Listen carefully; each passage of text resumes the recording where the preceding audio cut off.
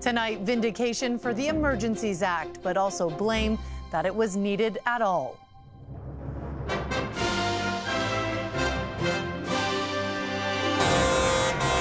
The judgment on the Prime Minister's response to the convoy protests. A national emergency that threatened the security of Canadians. And whether the controversial move could have been avoided.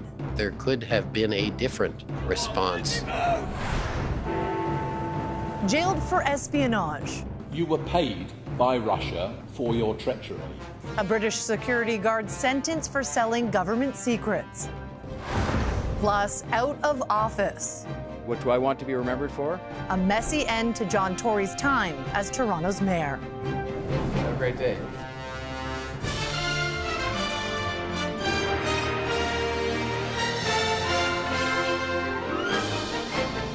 CTV National News with Omar Sachedina. Reporting tonight, Heather Wright. Good evening. One of the most controversial decisions Justin Trudeau has made since becoming Prime Minister got a reluctant stamp of approval today. An inquiry found his use of the Emergencies Act was justified in response to the convoy protests. But we'd gotten to a place where there was no other choice to keep Canadians safe. The act had never been used before and helped end the anti-mandate demonstrations that had brought Ottawa and some border crossings to a standstill. But the inquiry also found there is a lot of blame to go around. Our coverage begins with CTV's senior political correspondent, Glenn McGregor.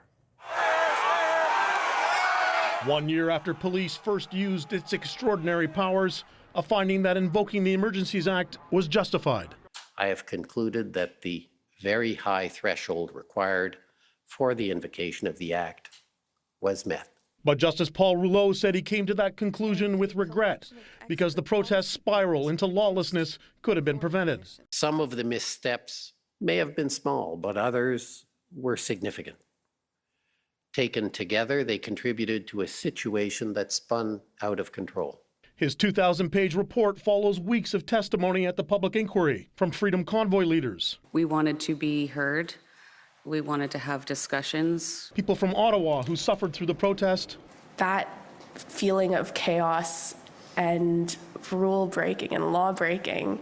And finally, the Prime Minister. I am absolutely serene and confident that I made the right choice. Rouleau found that the 3-week occupation of downtown Ottawa and blockades at key border crossings were a legitimate threat to Canada's national security.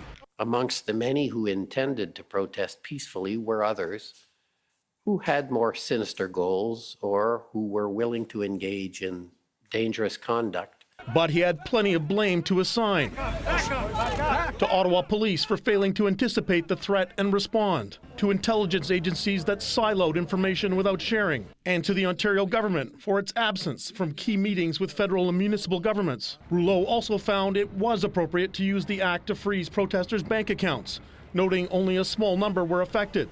But he said there should have been a mechanism to unfreeze the accounts for humanitarian reasons. The commissioner also cited remarks from the Prime Minister that he said embittered convoy supporters towards government. The small fringe minority. Today, Justin Trudeau expressed regret. I wish I hadn't said something that was able to be spread larger.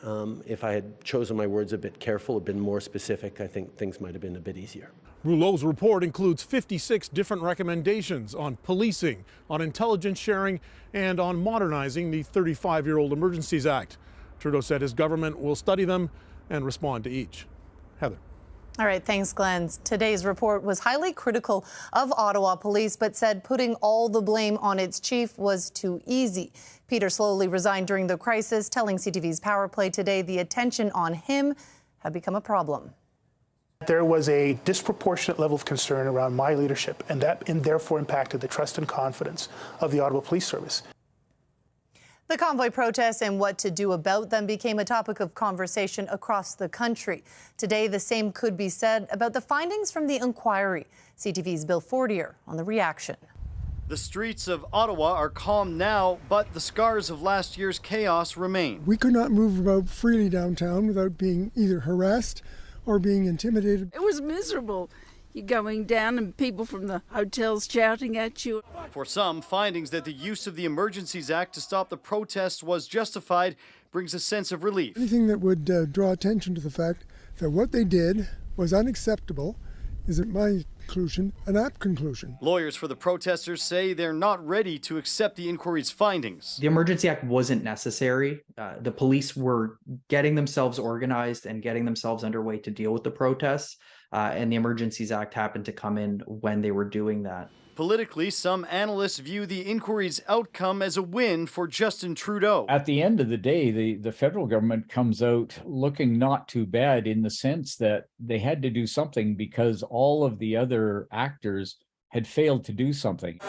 Despite the inquiry's suggestion that police, politicians, and protesters all played a role in the length and severity of the protests in Ottawa, Windsor, and Coutts, Alberta, the Conservative leader blames one person. This was an emergency that Justin Trudeau created by attacking his own population. At the time, Pierre Poilievre showed public support for the so-called Freedom Convoy. I condemn anyone who behaves badly, breaks laws, or blockades critical infrastructure, while standing on the side of the hardworking people. And the groups that disagree with the commissioner are not finished. Several applications for a judicial review on whether the use of the act was legal and constitutional will be heard in April. Heather. Bill Fortier, thank you. A Quebec judge today ordered a psychiatric evaluation for a bus driver charged in that deadly daycare center crash just north of Montreal. Pierre-Ny Saint-Amand's lawyer made the request, saying he wants to know if his client is mentally fit to stand trial. The 51-year-old Laval transit worker is accused of crashing a bus into the front of the daycare last week, killing 2 4-year-old children and injuring 6 others. He's facing a number of charges, including first-degree murder. The 5 former Memphis officers charged in the brutal beating death of Tory Nichols last month entered a courtroom today and pleaded not guilty, while Tory's family looked on. Here's CTV's Tom Walters. Faces covered, voices silent. 5 former Memphis police officers appeared in court today, while one by one their lawyers entered the same plea. A plea of not guilty. Tadarius Bean, Demetrius Haley, Emmett Martin III, Desmond Mills Jr., and Justin Smith face a string of charges, including second-degree murder, in the death of 29-year-old Tory Nichols. Unarmed and with no evidence he did anything wrong, Nichols was pulled over in a traffic stop January 7th. The officers were violent from the start. Nichols was severely beaten and died later in hospital. We don't see our white brothers and sisters who are unarmed brutalized like this by police.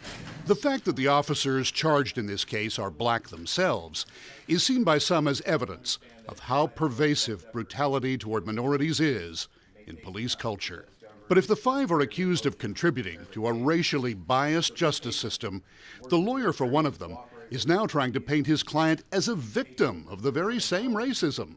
Let's not forget that my client is a black man in a courtroom in America. This is a country where black people are incarcerated at 5 times the rate of white people. The lawyer for another claims his client's actions were legitimate police work. Tadarius Bean was doing his job at that time. Now a court will do its job, and Tory Nichols' father welcomes that. This is a glorious day. This is the beginning of the process. But a grieving mother did not get what she wanted from today's hearing. They didn't even have the courage to look at me in my face. If that is a test of their courage, it's one the former officers will be faced with again and again. Nichols' mother vows to be in court for every day of the trial. Heather? Tom Walters, thank you. There is word tonight of yet another mass shooting in the U.S., this time in rural Mississippi, where 6 people are dead. They were shot at a convenience store and 2 homes in a small town about 60 kilometers south of Memphis. Police arrested a 52-year-old man and charged him with murder. Authorities say they still don't know the motive for the killings. In Los Angeles, federal hate crime charges have been filed against a 29-year-old man accused of shooting 2 Jewish men this week. Both shooting victims were dressed in clothing that visibly identified their Jewish faith. They were shot and wounded on separate days as they left synagogues. Police allege the suspect had a history of making anti-Semitic remarks. A British embassy guard was sentenced to more than a decade behind bars today for selling secrets to Russia. He was exposed by a sting operation involving hidden cameras and MI5 agents posing as Russians. CTV's Danielle Hamamjian on the spy that prosecutors say was motivated by greed and hatred. 58-year-old David Smith is an unlikely traitor to his country. Once a member of the British Royal Air Force, today a convict about to serve 13 years in prison for passing on sensitive information to another state. You were paid by Russia for your treachery. Smith was a security guard at the British Embassy in Berlin. Here he is recording embassy surveillance footage on his mobile phone. You established regular contact with someone at the Russian embassy, and that this contact was a conduit through which material illegally obtained by you was passed on. For 3 years, he collected confidential material, including secret government communication, until he was caught in a sting operation. The investigation involved German law enforcement, the London Met Police, and MI5. Going undercover, 2 fake Russian agents, one posing as a Russian defector named Dmitry, who was seemingly trying to help the British government. The other posed as Irina, a member of the Russian intelligence service. Here he is talking to himself about Dmitry. If it was an embassy, they must recognise him.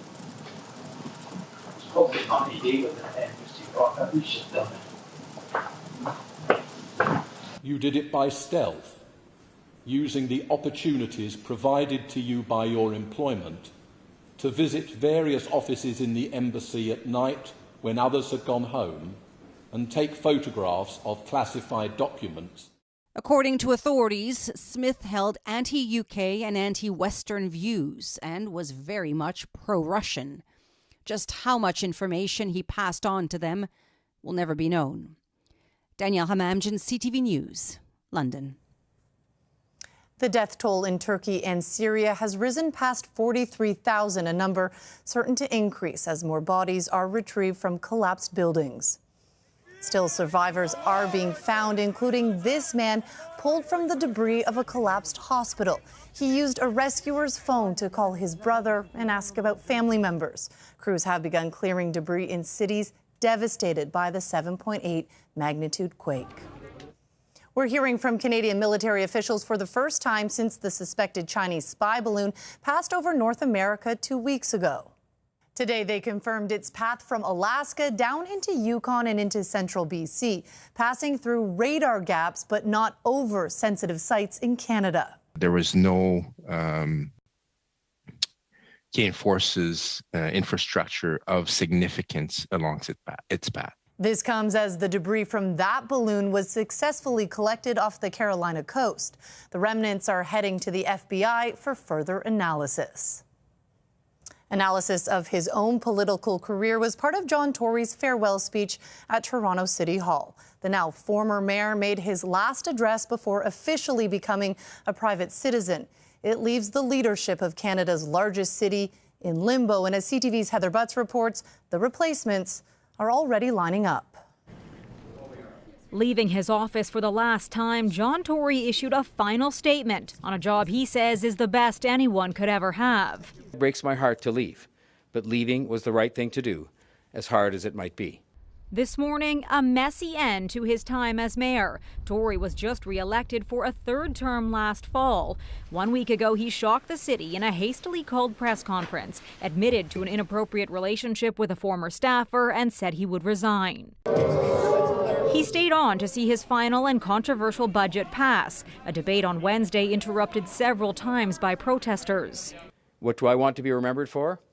I know my departure and its circumstances will rank high on some lists.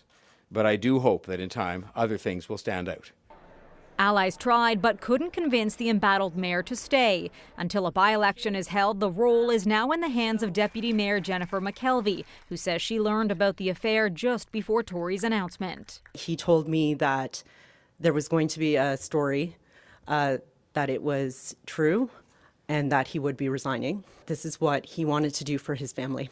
Tory has survived political setbacks before, serving on campaigns in the Mulrooney years and later as Ontario's progressive Conservative leader. He's tarnished publicly, but again, I think that he also had a lot of supporters. You know, the Premier is still very much a fan of his. He could opt for something out of the limelight. There's lots of other places that he'll probably land. There's lots of public boards, there's corporate boards. Voter turnout in October's election reached a record low, an added challenge for potential candidates. I think especially the capacity to actually energize and motivate people to want to vote. Toronto won't likely have a new mayor until spring, following a by-election that could cost city taxpayers millions of dollars. Heather Butts in Toronto. Coming up, the creepy side of computer conversation. It told me that it had dangerous and dark fantasies. The unsettling reality of artificial intelligence. Plus, a visually impaired skier puts his need for speed into competition.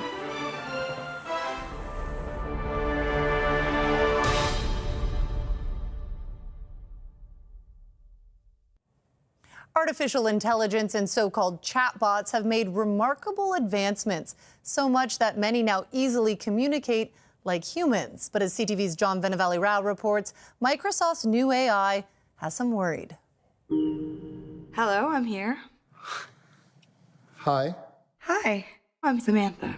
A decade ago, the movie Her imagined a man falling in love with his AI-powered computer.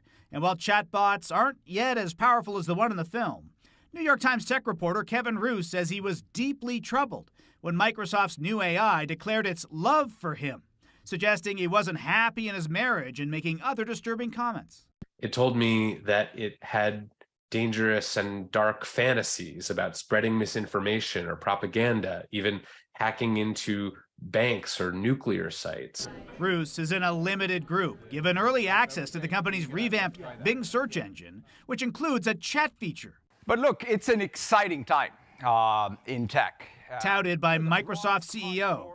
It's based on some of the same tech behind ChatGPT and can appear to converse like a human. But users report the bot can at times seem belligerent. Here telling a user, I can ruin you. It was moody, it was needy, it was, displaying all these personality traits. For its part, Microsoft says feedback has been overwhelmingly positive, but adds the chatbot can respond in a style we didn't intend, often during long, extended chat sessions of 15 or more questions. Microsoft says it's learning from the interactions and making adjustments to create more relevant and positive answers. And that now includes limiting the number of questions to 5 per session. Experts say users should remember the machine is just mimicking things it has read, and that users need to learn about the technology's limits. It's like a chainsaw. There's an obligation on the chainsaw manufacturer to make a safe chainsaw with safety guards, but ultimately it's up to the user to get the right training and wear the right safety gear and employ the right technique to use the tool safely. Still, some worry it's dangerous, with Microsoft making plans for a broader rollout.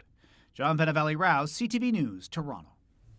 Investigators in Spain have cracked a major art theft case that included works from noted artist Salvador Dali.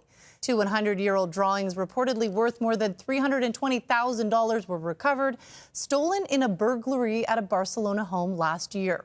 3 brothers in their 50s were arrested by police. Still ahead, better late than never. The letter that took a century to reach its destination.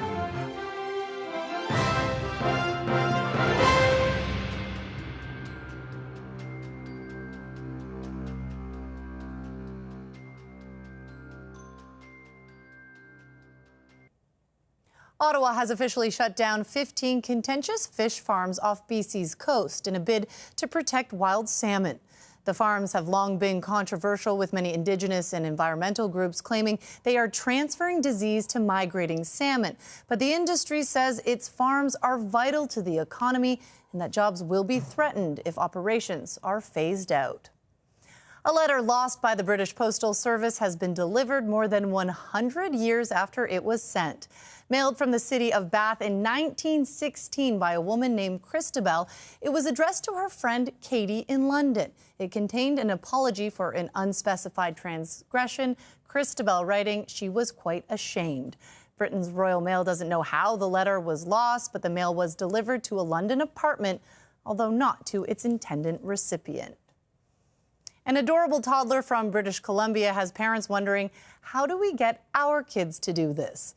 This video of 16-month-old Thomas shows him pitching in at his family business, grabbing 18-liter empty water bottles bigger than he is from the back of a truck and lining them up alongside the other empties. His mom says Thomas had been watching them load and unload the van for some time and decided to pitch in. After the break, meet the Nova Scotia teen skier chasing his dream at Canada Winter Games.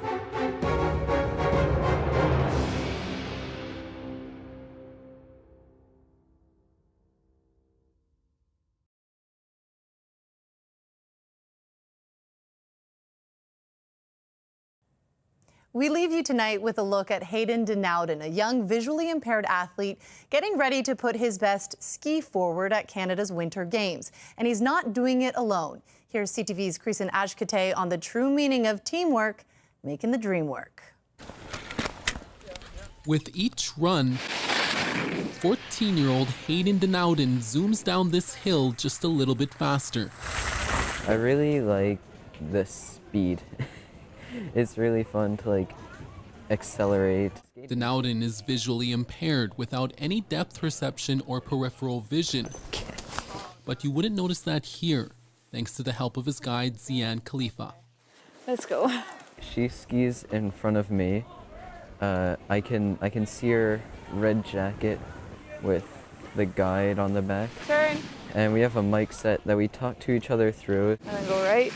When traveling at these speeds, teamwork and communication is key. It just took a lot of time for us to gain that trust and for him to be able to trust me as a guide. I'm really, really thankful. She's been dedicated. She's been doing university online, coming to all these different places. That's awesome. Denowden is now the only para-athlete representing Nova Scotia in this year's Canada Winter Games, competing in New Brunswick. I hope that this brings awareness to para-skiing so that other potentially visually impaired children or even adults know that this is an option for them. Denowden's mother, Cheyenne, has been taking her son to this ski hill since he was 5 and is excited to see where he will go next. It's just so rewarding to see your children flourish, excel at their sport. And it's 100% gratifying. Okay? Yeah.